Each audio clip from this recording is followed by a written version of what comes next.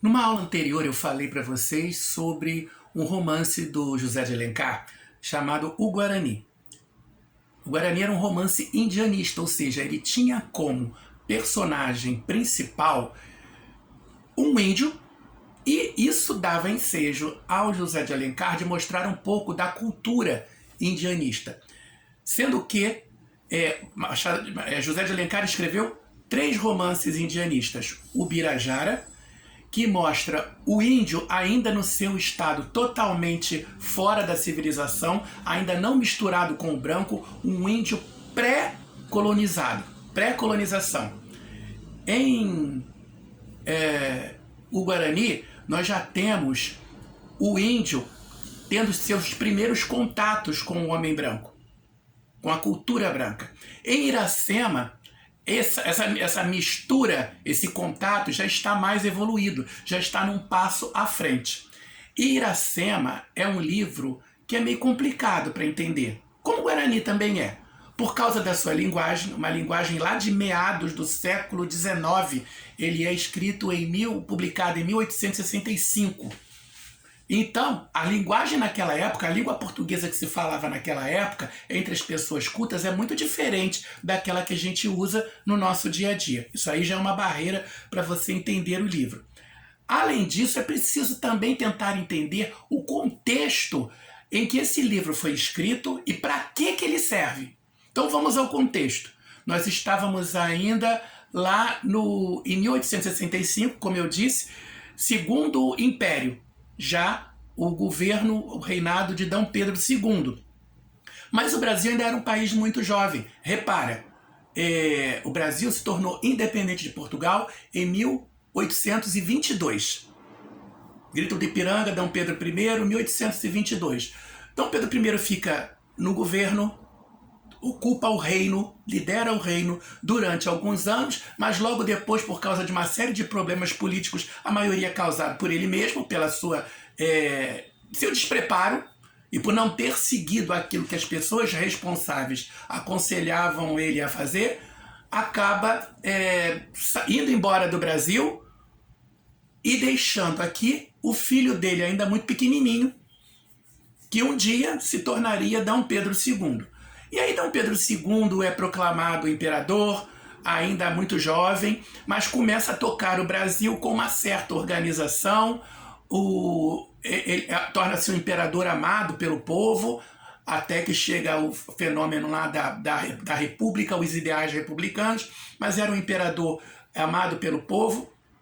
E o José de Alencar, que era um escritor cearense, ele tinha também as suas próprias características. Ele era uma pessoa de família com dinheiro, era fazendeiro, e ele era escravocrata, ou seja, ele era a favor da escravidão.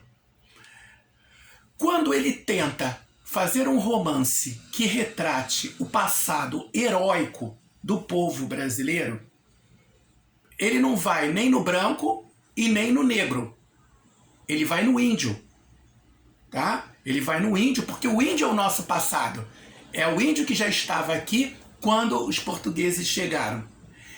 Em Iracema, ele retrata índios e brancos nunca como antagonistas, como adversários. É interessante isso. O índio estava aqui, era o dono da terra, o branco chega, domina, tenta escravizar o índio, mas não dá certo, porque o índio tem um tipo de vida que é muito livre, muito em comunhão com a natureza e não se deixa escravizar. Então o branco desiste e vai trazer o africano, o negro, para cá, para o Brasil, para escravizar. Mas o índio é colocado para lá, ó. Eu estou tomando conta desse pedaço aqui, dessa parte legal aqui que é mais interessante para mim. Você vai chegando para lá. Em Iracema, o que o José de Alencar faz é mostrar a relação homem branco e índio como se fosse a coisa mais amigável, mais legal do mundo. Então, por exemplo, o personagem Martim. Lembra que Martim vem de Marte. Se você ainda não tinha prestado atenção, Martim vem de Marte, Marte é o deus da guerra. Então Martim é o guerreiro, que chega aqui na hora em que a Índia Iracema está tomando lá o banho dela no meio da floresta, no rio. Ele é o guerreiro, ela é a Índia. Ele é o homem branco que vem colonizar. Ela é representante do povo brasileiro. Repara que a palavra Iracema é um anagrama. Iracema é um anagrama de América. Mistura as letras que vai dar América. Mas o Martim, quando chegou aqui, ele era aliado de uma outra tribo, dos Potiguaras. Iracema era da nação Tabajara. Então, o Martim, ele chega na hora que ela está tomando banho, ela se assusta, arma o arco e a flecha, dispara a flecha atinge o rosto dele e o fere. Uma vez ferido, ela se arrepende do que ela fez, porque ela agiu por puro reflexo, leva o Martim para ser tratado na aldeia dela, onde ele é recebido pelo pai dela, que é o pajé da tribo, o líder espiritual da tribo, o sacerdote. Aí ele é colocado sob a proteção do pajé, mas todo mundo fica sabendo que ele era aliado dos potiguaras, ou seja, os adversários dos tabajaras. Aquilo não dá certo, tá? Um camarada que gostava muito da Iracema, mas que não podia ficar com ela, porque Iracema era uma espécie de sacerdotisa e ela tinha que ficar virgem. E fica danado da vida porque, a Iracema tá gostando do Martim. Se eu não posso ficar com Iracema, então ninguém pode. De certa forma, ele tem lá a sua razão. E aí ele começa a fazer antagonismo ao Martim. Nisso, Martim e Iracema começam a se apaixonar.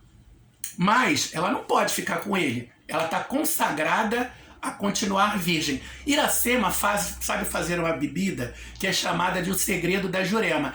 É a bebida que os guerreiros bebem antes de irem para a guerra. Faz com que eles sonhem, tenham sonhos fantasiosos, fiquem felizinhos da vida para irem para a guerra. Acontece que Iracema faz o seguinte: quando Martim está para partir, ele vai ter que ir embora, na última noite que ele passa na tribo, ela dá essa bebida para ele. Ele então sonha que está satisfazendo o grande desejo dele, que é passar uma noite com a Iracema, transar com ela. Na verdade, ele não está sonhando, ela se entrega a ele, aproveitando-se da situação, porque está apaixonada, e acaba